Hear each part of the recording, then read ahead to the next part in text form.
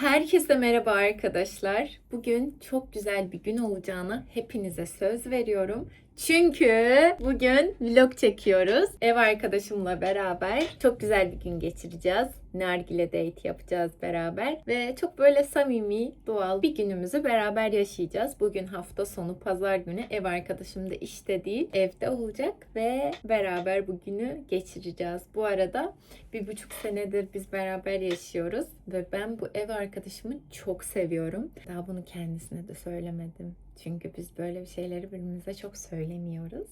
Ama neyse, bunu izlediğinde görecek onunla ilgili ne düşündüğümü. Çok güzel bir gün geçirdiğimize çok eminim. Siz de bunu izlediğinizde çok keyif alacağınızdan eminim. Bugün güne çok güzel, çok enerjik, mutlu başladım. Çok az cilt bakımı yapacağım. Sonra da azıcık da çok ufak da bir makyaj yapacağım. Sonra güne beraber devam edeceğiz. Gün içinde C vitamini kullanıyorum yüzüme.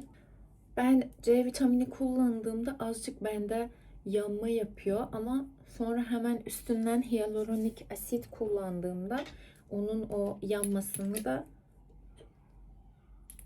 gideriyor. Aa, bitmiş tamamen. En son çok az kalıyordu ama şu an tamamen bitmiş. Neyse. Siz neler yapıyorsunuz? Siz cilt bakımı yapıyor musunuz? Gün içinde yapmıyor musunuz? Üşeniyor musunuz? Siz de yorumlarda bana yazın. Ama ben cilt bakımı yaptıktan sonra kendimi daha mutlu hissediyorum. Çok böyle fresh, çok böyle güzel hissediyorum. Yani makyaj yapmasam da cilt rutini yapsam kendimi çok güzel hissediyorum. Hyaluronik asit de ne kadar az olsa da yine de yaptım. Şimdi üstüne ben genelde nemlendirici kullanıyorum. Herhangi bir marka olsa olur. Ben ama daha çok böyle yağ bazlı nemlendiriciyi seviyorum. Nemlendiricimizi de sürdük. Geceler ben bu aparatı kullanıyorum aslında. Bu şekilde titreşim falan oluyor. Yoga gibi farz edin. Çok iyi geliyor. Ben kendimi iyi hissediyorum bunu yaptıktan sonra. Ama geceler bunu yapıyorum. Genelde ben gündüzler buna çok vakit ayırmıyorum. 15 dakika sonra kendisi kapanıyor. 15 dakika uygulamanız yeterli. Bu arada sadece bu aparat değil, herhangi bir yüz yugası da çok iyi geliyor. Yani yüz hatlarınızı çok güzelleştiriyor. Ben hatta en çok bunu yapıyorum. Şunu böyle o kadar güzel yapıyor ki anında böyle bakışlarınız böyle daha alımlı, daha güzel gözüküyor. Her gün yapıldığında çok ciddi bir fark oluşuyor yüzünüzde. Bunu da bir kenara yazın istedim. Şimdi çok az da gözaltı serumu kullanacağım. Bu arada kullandığım ürünlerin hepsi tavsiye, reklam değil. Ben genelde Ordinary kullanıyorum. Yani zaten doktorlar da bunu daha çok öneriyorlar. Fiyat olarak da diğer ürünlere göre daha uygun. Arkadaşlar, ben makyaj yapmak istemediğim günlerde şunu kullanıyorum. Yine bu da reklam değil. Sadece size göstermek istedim. Bu Jaliel'in Skin Whitening Krem. Ben bunu sürüyorum. Hiçbir şekilde fondöten, yağ, hiçbir şey kullanmadım. Bence çok güzel oldu. Çok da böyle eşitlendi. Ama azıcık da yine göz altlarım için concealer kullanmak istiyorum. Bu da Arya'nın gönderdiği gözaltı concealer'ı.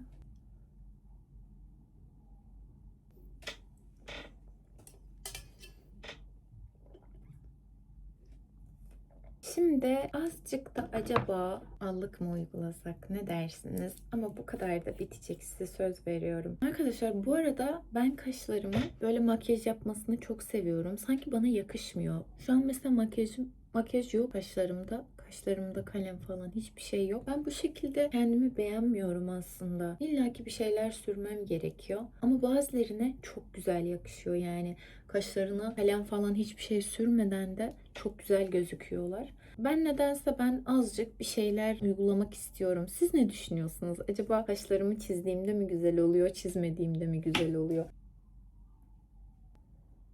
Ben bunu yapmadığımda makyajımı, ya mesela kendimi böyle makyajlı hissetmiyorum nedense. Belki de o hali daha güzel ama bana mesela çok kötü geliyor.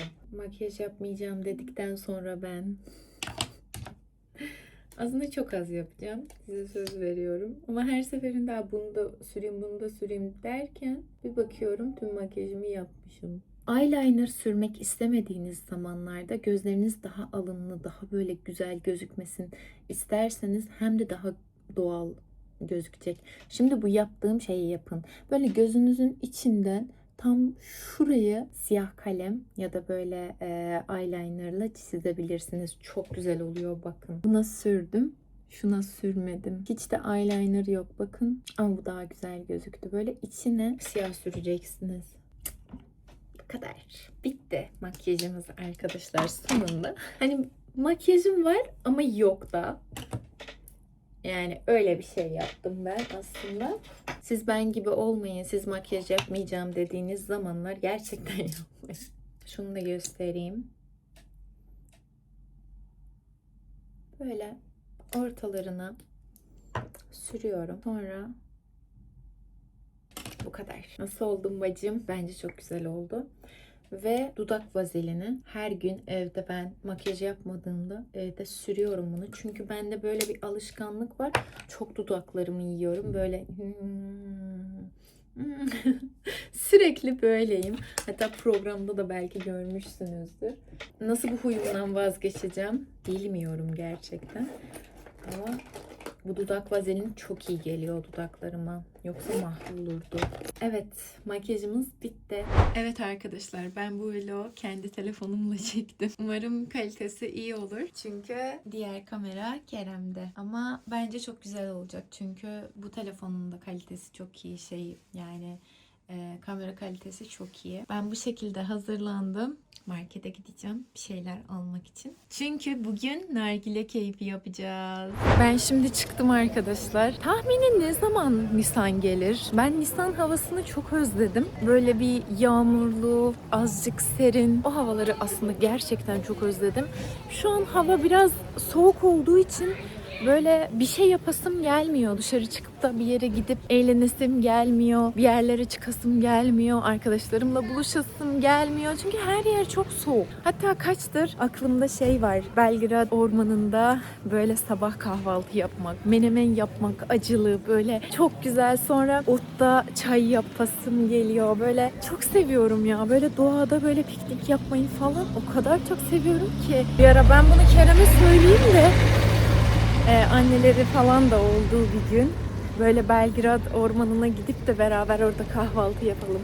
Ve benim Menemen'de o kadar güzel bir tarifim var ki bir kere deneseniz mutlaka çok beğenirsiniz. O şekilde.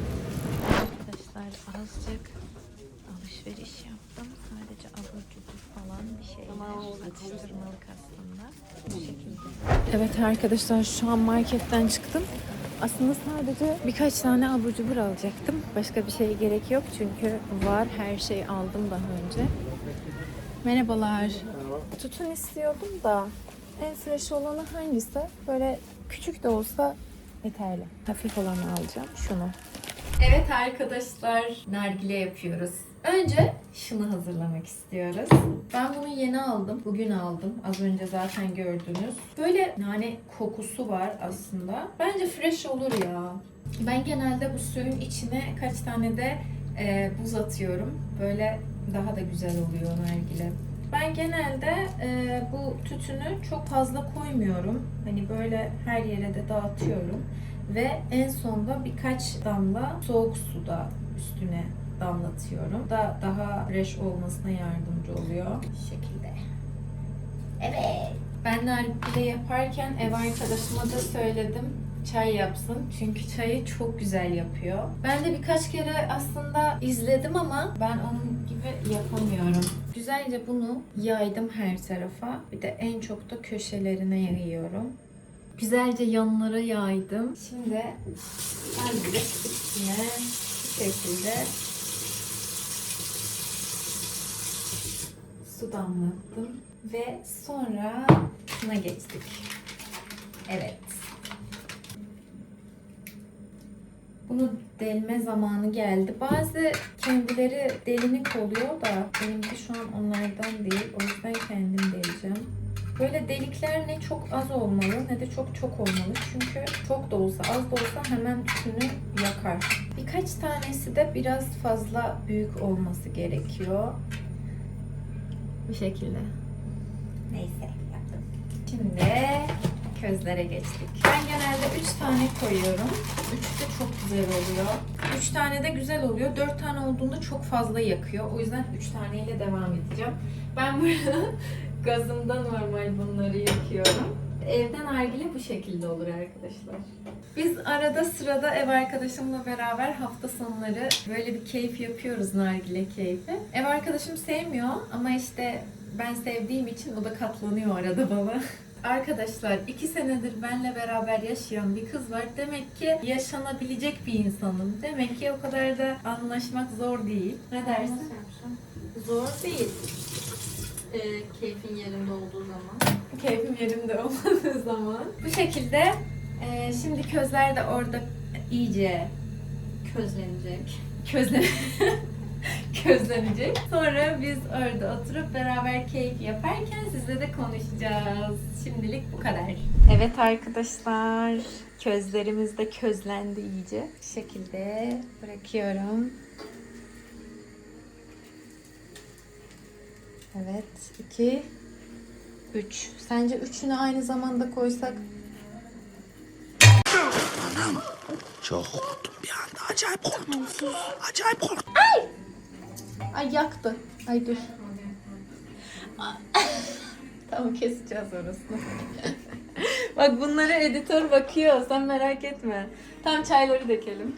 Evet çaylarımız da hazır. Oy çok güzel gözüküyor bu arada. Tavşan kanı. Sen gerçekten çayı çok güzel yapıyorsun biliyor musun? Ben yaptığımda tadı böyle çok acı oluyor, bir şeyler oluyor yani. Evet arkadaşlar, biz güzelce masamızı hazırladık. Nargileyi de yaptık. Bu arada nargile çok güzel olmuş. Ben tadını da çok beğendim. Naneli olduğunda demek ki çok seviyorum. Daha çok fresh oluyor. Ev arkadaşımı çok merak edeceksiniz biliyorum ama ben de kendisini çok göstermek istiyorum da izin vermiyor. Ama çok büyük bir şey kaybedeceksiniz bence. Çünkü dünyalar güzeli bir kız.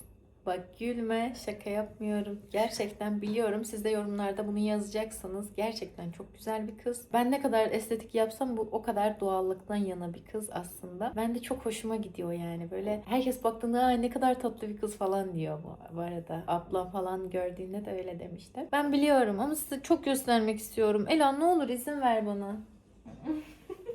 Niye? Ama seni burada merak eden çok insan var. Ne olur sadece benim takipçilerime özel. Ufak. Yandan göstereyim. Bak. Bak şu an yandan gösteriyorum. Hayır. Sadece saçını. Sadece saçını göstereyim. Saçları çok güzel bu arada. Göster. Evet. Evet. Çok güzel. Ne olur bak artık. Yeter. Bak lütfen.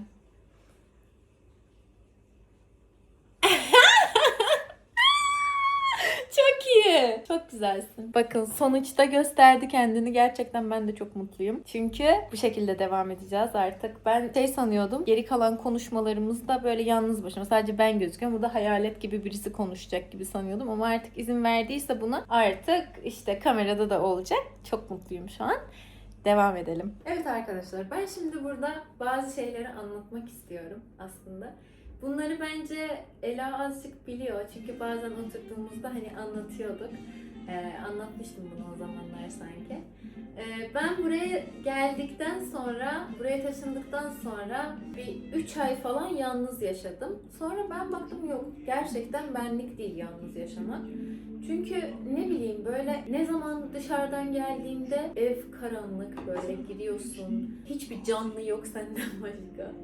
Girdiğinde gerçekten bir 3-4 ay sonra dedim ki yok ben yanıma birisini almam lazım ev arkadaşı olarak. Hani hafta sonları mesela dışarı çıkmasak da beraber otururuz, bir nargile falan bir şey yaparız, çay içeriz falan ya film izleriz diye düşündüm. Sonra bu düşünceyle hani şunu da söylemek isteyeyim. Ev arkadaşını nereden buldum? Çünkü ben burada hiçbir tanıdığım falan ya arkadaşım yoktu. Aslında ben buraya geldiğimde, İstanbul'a geldiğimde bir arkadaşımla gelecektim. 13 senelik bir arkadaşım vardı. Buraya taşındık. O 2 hafta falan geldi kaldı. Sonra annesi falan şey dedi hani kalamazsın ben seni çok özledim falan filan. Bu da çok duygusal olduğu için dedi yok bence ben yapamam falan. Gitti. Sonra ben burada yalnız başına kaldım. Ben bir ev arkadaşı bulmaya karar verdim. Ev arkadaşı buldum. Bir çocuk beni aradı. Dedi ki işte benim kız arkadaşım falan dedi. Falan filan. Dedi ki azıcık dağınık bir kız dedi. Ben de tamam dedim. Odalarımız farklı yani. Ne kadar dağınık olabilir ki? Ben tamam dedim. Kız geldi falan. Sonra ben biraz üzüldüm. Bazı şeyler anlattı. Sonra dedim ki tamam gel dedim. Bizde yaşa. Kız da Suriyeliydi. Bana Irak demişti, Suriyeliydi. Suriye ile Irak bence yani yalan demiş oluyor. Yani Irak, evet. Irak başka yer oluyor, Suriye başka yer. Neyse, sonra ben arada sırada hani böyle kapıyı çalıyorum ya, mesela bir şey söyleyeceğim mesela, yemek yedim mi yemedim mi, bazen bunu yapıyordum. Ve kapısını açmak istiyordum, poşetlerden falandan kapı açılmıyor. O derece. Yani dağınık birisi değil, pis. Bak tamam bu kadar diyeyim, bundan fazla görmek istemiyorum. Yani şu an siz tanımadığınız için net bir şekilde anlatıyorum size ama bundan fazla söylemeyeceğim. Sonra ben tekrardan bir 2-3 ay yine yalnız kaldım. Yine de şey verdim, ilan verdim. Bu sefer ama o kadar temkinliyim ki böyle şey diyorum, hatırlıyor musun sana şey dedim. Dedim ki burada illaki benimle arkadaş olmak zorunda değilsin. Çünkü diğerinden ağzım yanmış.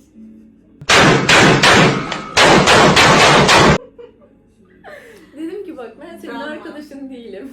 Tamam mı? Ev arkadaşınım, anladın mı? Bayağı ciddi konuştu benimle bu arada. Aynen gerçekten. Bak gerçekten çok ciddi konuştum seninle. Sen de şimdi neler düşünmüştün o zaman? O kız ne yapıyor değil mi? Söylemeyeyim. Deli mi falan? Ne olur söyle. Yani bir şey düşünmüyorum şimdi, ben o an şeye odaklıyım yani, ev bulmaya odaklıyım. Neyse işte ben ilan verdim, birkaç kız geldi. Sen geldin, bir de başka bir kız geldi. Çok böyle samimiydi falan kız da, böyle çok ay şöyle yaparız böyle yaparız falan. Ben dedim Beyefendi benim sizle ne samimiyetim var da benimle şakalaşıyorsun? o diğer ev arkadaşımdan sonra bu bana çok iyi geldi yani, ilaç gibi geldi kız bana. Ben dedim kız çok tatlı falan, o gelir %100. Sonra Ela geldi. Aa, ben değil miydim o? Bu benim hayatım, tutamadım ellerimden kaydı. O sen... Orayı kaçırmış. Hayır sen değildin. Sonra Ela geldi, asla tatlı Ela değil. geldi. Ela çok soğuk. Bumbuz Evet, arkadaşlar. öyleymiş. Bumbuz yani. Kız geldi böyle oturdu. Tamam. Yani hiç ilgilenmiyor. Ne eve bakıyor, ne bir soru soruyor. Eve baktım ya fotoğraflarda, Evet. o yüzden geldi. Fotoğraflarda bakmış, geldi burada hiçbir şeye bakmıyor. Ben eve bakmak ister misin? Olur. Tamam otururuz. Konuşmuyor. Ben dedim ki eyvah. Nereden çıktı Biz bu? nereden çıktık dedim, bu ne kadar soğuk bir kız ya dedim. Sonra işte hiç konuşmuyor yani. Gerçekten konuşmuyordun, hatırlıyor musun? İlk başlarda soğuk davranıyorum. Soğuk davranmak değil de yani tanımadığım insanlara karşı biraz daha mesafeliyim. Ben de öyleyim biliyor musun Dışarıdan- dışarıda. Dışarıdan yani insanlar beni tanımadıklarında, yani sonradan tanıdıklarında şey diyorlar, ben ilk başta seni çok soğuk böyle şey Nemrut bile sanıyordum. Ama gerçekten çok tatlı birisin diyorlar benim için de. Evet. Tatlıyımdır yani, o kadar şey değilim. Neyse ben dedim ki %100 bu diğer kız olur da bu olmaz dedim. Sonra bu diğer kızla konuşmuştum aramızda. İşte demiştim ki işte ne zaman gelecek? O da diyordu ay sonuna kadar bekle beni, ben geleceğim. Sonra o anda sen bana yazdın. Dedin ki hani ben geleceğim işte falan, bilmiyorum yarın bir gün falan, ne zaman desen geleceğim. Ben dedim ne kadar erken o kadar iyi. Demek ki bunun kısmetiymiş falan dedim. Ve şu an diyorum iyi ki Ela oldu. Gerçekten iyi ki Ela oldu. Şu an iki sene mi oldu gerçekten? Yoksa 1,5 sene mi oldu? 2 sene oldu galiba. 2 sene oldu bence. Gerçekten çok memnunum. Ve çok mutlusun değil mi benim gibi ev arkadaşın olduğunu? Bak mesela İstanbul gibi yerde bin bir türlü insan var yani. Sen Ben geldim, manken buldum. İlk defa beni gördüğünde düşündüğüm bir şey ve sonra beni tanıdıktan sonra fikrinin değiştiği oldu mu? Ben İlk seni ilk defa. Azerbaycanlı sanıyordum. Sonra İranlı olduğunu söyledin. İran Azerisi olduğum için muhtemelen o yüzden hani konuşurken anlaşılıyordu, o şiveyi hissedebiliyordum. O yüzden böyle bir şey olmuştu yani. Sana bir şey söyleyeyim mi? Şimdi ben bu programa katıldıktan sonra bence en çok Azeriler yazıyor DM'den bana. o kadar iyi niyetli insanlar ki gerçekten buradan herkese, onlara da selam olsun demek istiyorum. Ve en kısa zamanda bir kere de olsa Bakü'ye gidip göreceğim. Çok orada destekleyenlerimiz var. Onları da görmek istiyorum. Ve aynı şekilde oranı kendi ülkem gibi görüyorum nedense. Oranın insanları, mesela konuştukları şeyler bana çok içten geliyor. Sanki mesela Tebriz gibi geliyor bana orası. Ve çok iyi niyetli insanlar. O kadar güzel şeyler yazıyorlar ki. Mesela zaman zaman bizim linç yediğimiz zamanlar vardı bazı bölümlerde. Onları izlemesine rağmen yine de çok güzel şeyler yazıyordular. Ne anlatacaktım? Kısmetse Olur'a ben katıldım. Onu söyledim ona. Sonra biz Kısmetse Olur'un birinci gün çekimini yaptık. Ben hemen eve geldim. Birinci gün çekimde de gelip bunları söylemezsin abla. Hemen geldim böyle heyecanlı bir şekilde ben buldum dedim. Kim dedi, ismi ne falan diye Kerem dedim. Sonra fotoğrafını göster, ben kaldım. Fotoğrafını yok ki bende falan dedi. İsmini soy ismini biliyorsun, Instagram'ına bak. Benim aklıma gelmemişti dedim. Sonra Ela'nın telefonundan Instagram'ına baktık. Fotoğraflarını. Hemen buldum. Hemen buldum. Çünkü bulduk işte. Hemen bulduk. Hemen bulamadık bu arada. Yazdık ama çok fazla kişi çıktı o isimle. Ben onu başka bir şekilde buldum. Birinin profiline girip öyle bulmuştum. Ama nasıl yaptım hatırlamıyorum. Ne oldu biliyor musun? Ben anlatayım sana. Biz Kerem Alp biliyorduk. Yani ben şöyle biliyordum. Kerem Alp.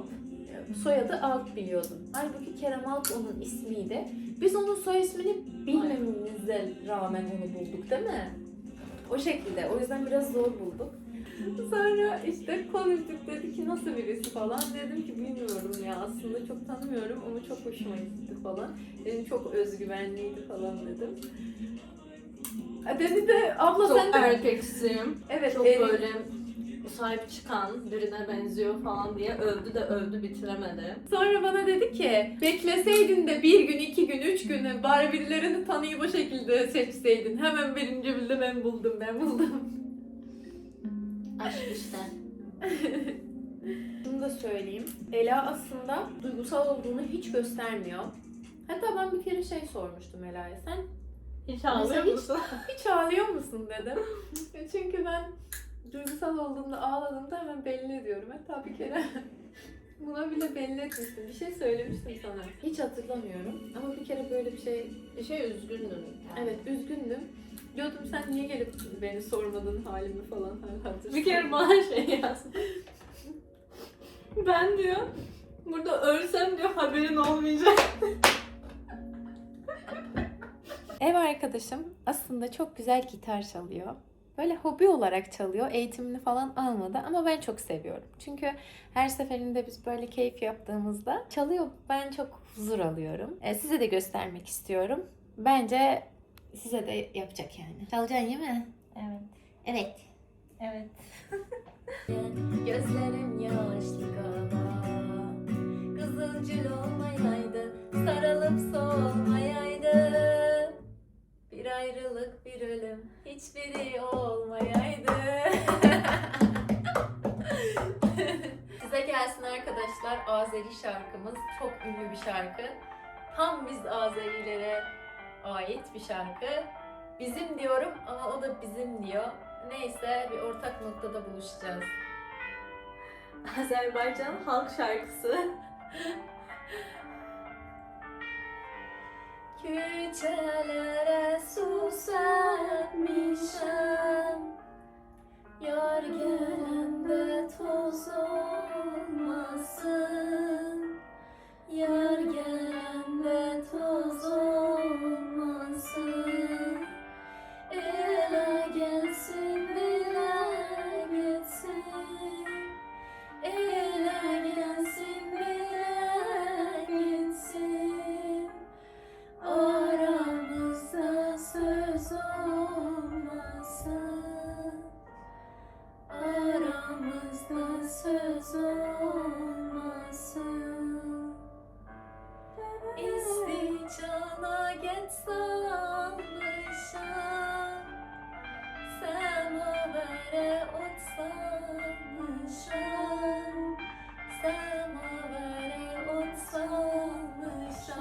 olarak ne diyor? Yarım gidip teh kalmışam. Evet. Size gelsin arkadaşlar. Evet, bugünün de vlogun da sonuna geldik. Gerçekten çok eğlendim ben bunu çekerken. Gerçekten çok eğlendim. Sen eğlendin mi? Tabii ki. Çok eğlendik. Biz siz de izlerken çok eğleneceğinize eminim. Takipte kalın. Yine de böyle bir vloglar çekeceğiz. Devam edeceğiz. Beğenmeyi de unutmayın. Yorum atmayı da unutmayın. Ev arkadaşımı da çok sevmişsiniz biliyorum. Yine de yorumlarda yazın. Kendinize iyi bakın.